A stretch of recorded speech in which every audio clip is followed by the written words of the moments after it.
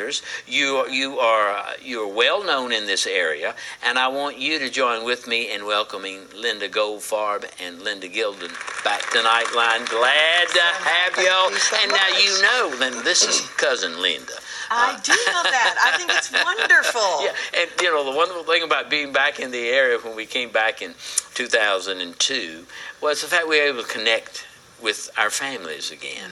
And the way Linda and I connected was here because, and I said, Linda, that's my cousin, when I learned that we were going to be on for the first time. And, I get to catch up with the family and all of that. And so, but these are great ladies, they're great authors, and I'm honored to be with them tonight. And I want you to know something. They have got a new workout, and it's called Linked. Matter of fact, if you go to the website linkedpersonalities.com, you see it there on your screen, you can find out all you need to know. I'm telling you now, it is worth the time, if you have a computer, to go to www.linkedpersonalities.com and find out about them, because I went and I'm telling you, not only are there pictures of both of these ladies, but you're going to understand what the book is all about. And really, it's a kind of a synopsis. It's okay, a little bit of background on them. Tell us about what brought the two of y'all together. I mean, I know you're authors in your own right, but what brought the two of you together? Well, I think the key thing that brought us together is our love of the personalities and the impact that it makes on relationships today. And both Linda and I, we love working with people in the area of their relationship. Of course, the first relationship that is near and dear to us is our relationship with our Lord and Savior Jesus Christ. But apart from that, knowing we were designed by God for relationships, and a lot of relationships today are falling apart. And so with Linda and I, we've studied the personalities. We both work with very busy people, busy groups, and we got together and said, you know what, we need a fresh new look at this that's going to help people that are busy. Thus we created the Linked Quick Guide to Personalities, and this is the first in the series of them. So I think that's how we got started with this project together. Well, Linda, who's going to benefit from the reading of this book? I don't mean it's an easy read, but it's a read that you could take care of in an afternoon. And as you were saying, Linda, if people are so busy this day and age, who's going to benefit from the reading of this book? The simple answer is everyone. But in the writing world, they tell us not to say your book is for everyone in the world, because it can't be. But this is one that I really think everybody can glean from, even if the whole book is not good for them. Relationships are so important. It's important whether it's friend to friend, whether it's parent to child, whether it's teacher to student, no matter what it is, coworkers. There are people you rub shoulders with every day. And it is such a benefit if you can understand them enough that you can get along with them better and know what their personality is, so that you can help build your relationship. There's a verse in Romans that says, if at all possible, as far as it depends on you, live at peace with all men.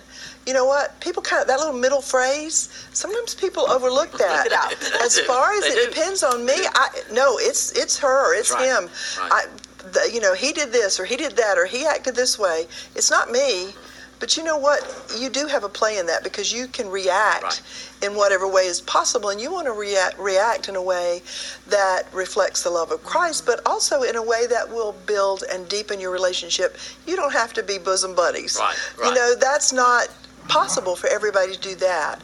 But in our daily walk, it is possible to walk and work alongside people in a positive way, even if you don't do the same things or feel the same way about something. This book, it's a little bit, maybe 60 pages or 60. A little under. It's under 100, so it's like 85. Okay, 86 all right. Knowing that this book is something that you could make a read of, say, in an afternoon, give us a quick thumbnail sketch. Give us a synopsis, if you will, or a synopsis of the synopsis. You can find some of these on the website too, but both of you of the different personalities. Mm-hmm. So I'll go ahead and I'll share mine. Okay. My dominant personality is a mobilizer. The mobilizer is a get-her-done personality. This is the one who really likes to have checklists. This is the one who may also stay up way too late at night trying to accomplish everything that they needed to get done because they said they were going to get it done. And this is the person who can, if you're looking at someone speaking and you see someone who's pointing at you and doing this, a lot of times no test needed.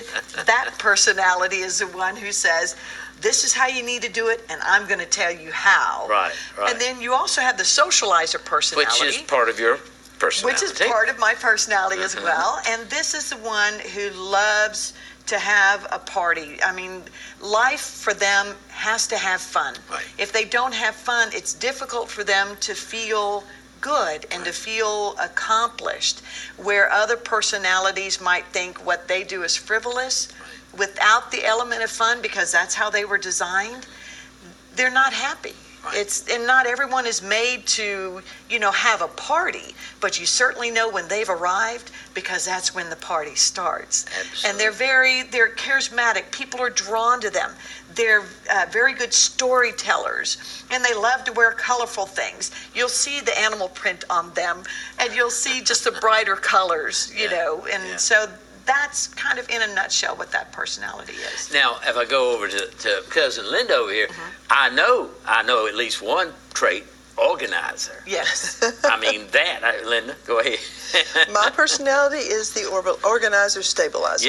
Yeah. Your organizer is very sensitive, very deep thinking. Mm-hmm. I'm the one who may go home from church and say, well, Pastor Benny mentioned this certain name, and I'm going to find out about him, and I'm going to do some research in that. One of the things about the organizer personality that I personally had to deal with when I started studying this was the perfectionism bent. Because what was happening was I was a perfectionist, but I was imposing that on my family, on my friends. I was making everybody miserable. So when I really started studying these personalities and learned really who God made me to be, that you're a perfectionist, but that doesn't mean everybody around you has to be. Right. I was freed up to allow them to be who God made them to be. So that for me has been a kind of an overcoming area of my personality. Organizers make loyal friends. They're great committee members. Right. They are good one-on-one people. I'm an extrovert. I mean, introvert. But if I'm sitting here one-on-one, or maybe two-on-two, it's a great conversation. Right. It's just the crowd thing is not part of who we are. We don't dislike people. Right. But we dislike crowds of people. Right. And so if we're ever in a position when we have to be in a crowd of people, which happens because some of us are also speakers, and whereas that energizes Linda, for me, I have to, when I finish speaking somewhere and finish everything associated with that, I mean, I don't run off the stage to my room, but after that, I'm exhausted and have to have a little bit of recharging time. Right. So that's part of what's different between the way that I view that perspective of what I do, writing and speaking. Writing is perfect because I'm in a room all by myself. I don't have to deal with. So see, this affects every part of your life. Right. And then the stabilizer are the stabilizer people are the ones that sometimes you label as laid back. But that doesn't mean that they're lazy or don't want to do something. They're just laid back in life. They love peace. They don't like conflict. Definitely stay away from that. And so maybe in a situation where you have 2 or 3 children in the family, if you have a stabilizer in the middle of that, which we did at our house, she was not going to create any kind of conflict, and she was going to do her best to restore peace between the others at all times. They're loyal friends. They love to be with people, and they're very interested in people. But they're not your introverts or your extroverts either. So what's fascinating, and if you go to that website before, and that'll give you information on where you can purchase this book and how you can do that. If you go to the website, they will outline very briefly these personality types. And what's interesting to me is that 2 and 2, I mean, y'all have come together beautifully. Of course, I know you've been friends for a while, but together, I would think that did your personality shine when you were writing the book together? That's an excellent question. We are polar opposites in our personalities. One of the things that we found as well is that Linda's personality is the same personality my husband has.